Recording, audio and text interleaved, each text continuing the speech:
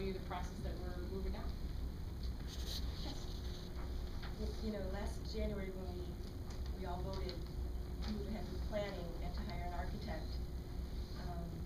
that's what I voted on, was planning. And when I opened up this document and saw preliminary referendum planning timeline, I was pretty shocked, actually. And 2 weeks ago I received a call from a reporter who asked me to give my opinion on the referendum, and I said, referendum? What referendum? I can't comment on that because we're just planning, and I'm waiting to hear about the planning. So this document, I'm just really surprised at it. You know, I was waiting to see something on figures, and I just am really surprised at this document. Are you surprised that there's a process? I'm not surprised at a process. I just am surprised to be talking about referendum all the way to a vote right now, that you're pushing.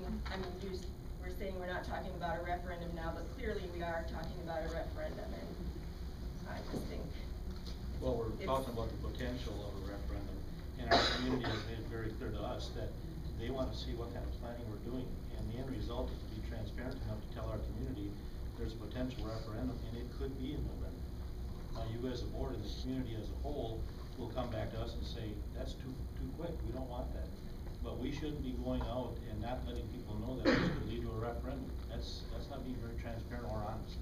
I think it's appropriate for us, and we've said this a number of times at board meetings, that as we plan forward, there's always the potential for a referendum. I said it every year in my state of the district, every year in the last 5 years, that we have to look forward to be planning for facilities. So, you know, the community, I think, deserves to know that there's a process, and part of that process could be a referendum.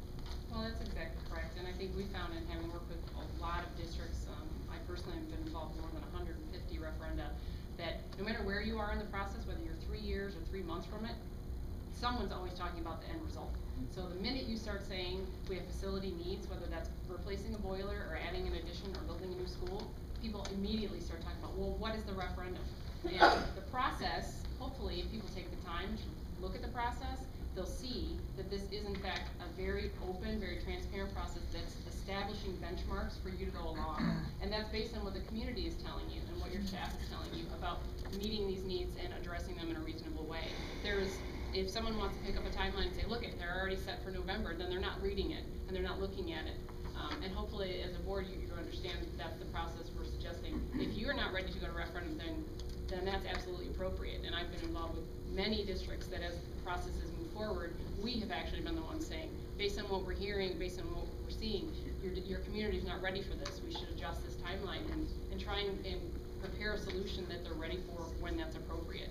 So but I found in my personal experience that unless you have a benchmark, you have a goal, you tend to spin and people don't get there. So that's really why the timeline is trying to be as realistic about it as possible, and maybe we'll find that a year from now is really too aggressive and not appropriate. But right now that would be the earliest, and I think that's reasonable. And the other thing that's good about November of 12, I would have to say, is most districts try to position themselves when they're going to have strong voter turnout, because there's something to be said about as much stakeholder input in a public referendum as possible. And certainly going on a November presidential general election is the highest opportunity for voter turnout that you will see in the next 4 years. So there's some validity to also trying to make sure you have a potential opportunity to go when the most people could be engaged and actually vote on the process. So that's really why November is in play as your first shot. It doesn't mean you're committed to that at all. It's just a place to start. I know what I keep hearing is community, and so that's a great point to keep hammering home. You know, we're looking for community feedback to take their directive and then have us move forward with what we're hearing. So giving a lot of options, a lot of opportunity to get that feedback from the community, so then we're just a conduit through which that information flows.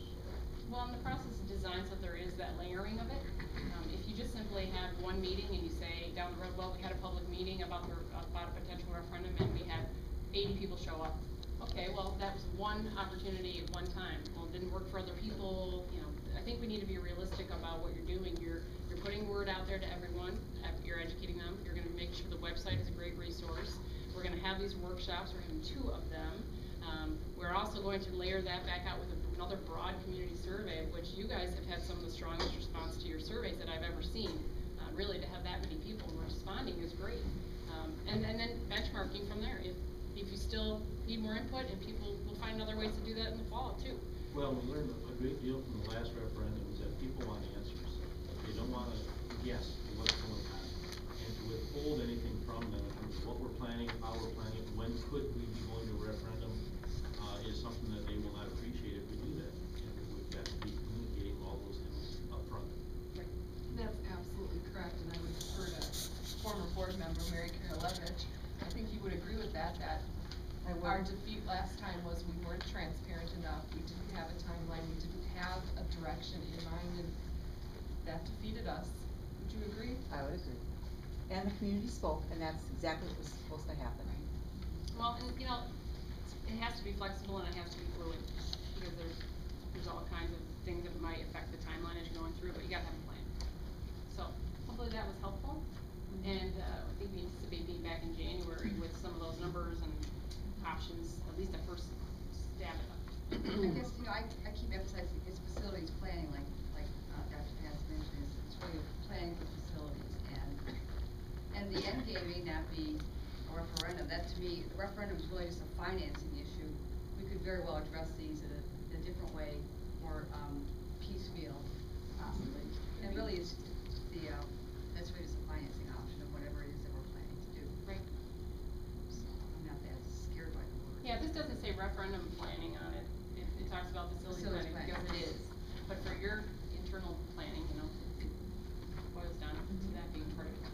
I like what you've done here. You've been very consistent with the message that we've already put out in the press release or in the paper, and then you're specifically asking for feedback. So, I think this is a very good start. Communication. I do too, and I have to say that one of the reasons why I so strongly supported having you and your firm work with us was because of your focus on community involvement, because I do think that is crucial, and I think if the community isn't involved from step one, by the time we get to step 3 or step 10, they're gonna give up on it, and we don't want that to happen. So I applaud you for these efforts. Well, we're showing you a process that has helped a lot of other communities, and hopefully it will be successful, whatever that is down the road. Do you have a facilities planning update on the web yet, or is it too early for that? It's too early, we're just sort of putting a lot of gathering information foundation pieces right now. Although I will say, to that point, this content will go on there. If you look at this, down in this corner, it's kind of subtle, but this is sort of we've added a little bit to your district logo, a little curved facility planning update. That's essentially gonna become like a logo, if you will, about facilities planning, and that will brand everything that goes out about this process. And this will be on the website, so people will be able to, know to go to that spot and click on it, and then as information starts to come out and reports are finalized, all the data that we're gathering are all gonna be public reports. This will be the repository for that spot, and it'll continue to grow in the course of the next year. Do you have a specific date when this is going to be mailbox? Well, I know Megan and I, we were working on the postal information and also working on just confirming printing, but we're hoping to get that done by early next week, so that it'll be being printed and mailed. I think we're hoping it goes out the week of the 12th, something like that, but. Probably that week or the week after. We're trying to get it definitely before the holiday. We wanna get it out before Christmas. So if we have any thoughts, we can get those back to you. Sure, yes, please. If you're Steve or Megan, that's fine. If this is still a draft, we have still some tweaking to do, but wanted to at least give you a concept of what we were looking at. Yeah. We're not sure how long it'll take to print. Sometimes it takes